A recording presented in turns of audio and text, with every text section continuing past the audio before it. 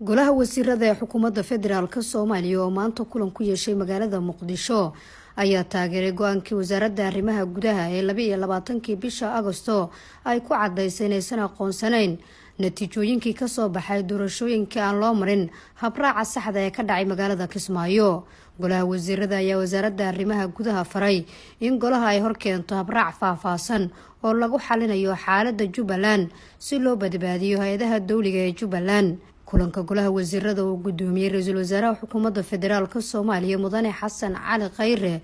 ayaa goluhu waxay uga hadleen xaaladda deganaansho ee Jubbaland iyagoo isla qaateen ay muhiim tahay in la dhiso maamul dimuqraadi ah oo ka jawaabi kara rabitaanka shacabka reer Jubbaland. sidoo warbaahinta uu sheegay wasiirka wasaaradda warfaafinta dhaqanka iyo dalxiiska Maxamed Cabdi Xayir Maareeye. golaha wasiiradu waxay ayideen go'aankii wasaaradda arrimaha gudaha ay soo saartay 22 August 2019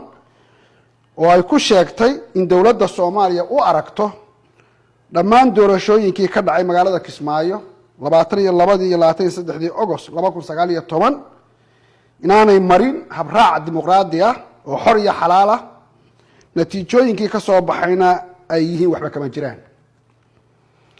golaha wasiiradu waxay wasaaradda arrimaha gudaha ku amreen inay soo diyaariso habraac faahfaahsan oo la xidhiidha qaabka loo wajahayo iyo sida loo xalinayo xaaladda maamul goboleedka Jubbaland iyo magaalada Kismaayo, taasoo ay wasaaraddu sida ugu dhaqsaha badan u horkeeni doonto golaha wasiirada. shirka golaha wasiirada ee xukuumadda federaalka Soomaaliya ayaa lagu taageeray go'aankii golaha ammaanka ee qaramada midoobay ay ku diideen qaraarkii lambarkiisu ahaa 1267 oo carqalad ku ahaa nolosha shacabka Soomaaliyeed. waxayna golaha wasiirada u mahad celiyeen dowladaha saaxiibka la Soomaaliya ee ka midka ah golaha ammaanka ee qaramada midoobay ee go'aankaasi u codeeyay inaysan ahayn sax, iyadoo lagu mahad celiyay safiirka Soomaaliya ee qaramada midoobay. golaha wasiiradu sidoo kale waxay warbixin ka dhageysteen guddi golaha wasiiradu ayaan dhaweyd u saareen toddobaadkii hore u saareen qaraar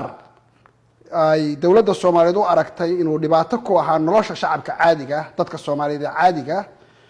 oo la horgeynayay golaha amniga ee qaramada midoobay oo qaraarkaas oo nambarkiisu ahaa 1267 oo alxamdulillah lagu guuleystay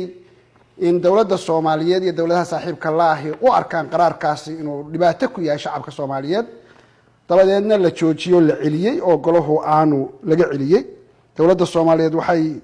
mahad ballaaran u jeedinaysaa dawladaha saaxiibka ah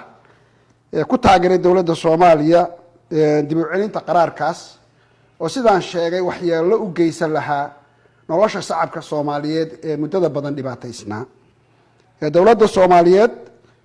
waa dawladda geeska Afrika marka la dhaho dagaalka ugu adag kula jirta kooxaha nabaddiidka iyo argagixisada, waxaynay cadaynaysaa inay hormuud u tahay la dagaalanka argagixisada iyo ka ciribtirta geeska Afrika iyo wax kasta oo lagu wiiqayo in kooxaha argagixisada ay dib u geystaan shacabka Soomaaliyeed iyo shacabka wadamada dariska ah iyo kuwa adduunka. hormuudna Soomaalidu ay dawladda Soomaaliyeed u noqonayso la dagaalanka argagixisada. Nasr Bashiir Cali, warbaahinta qaranka, magaalada Muqdisho.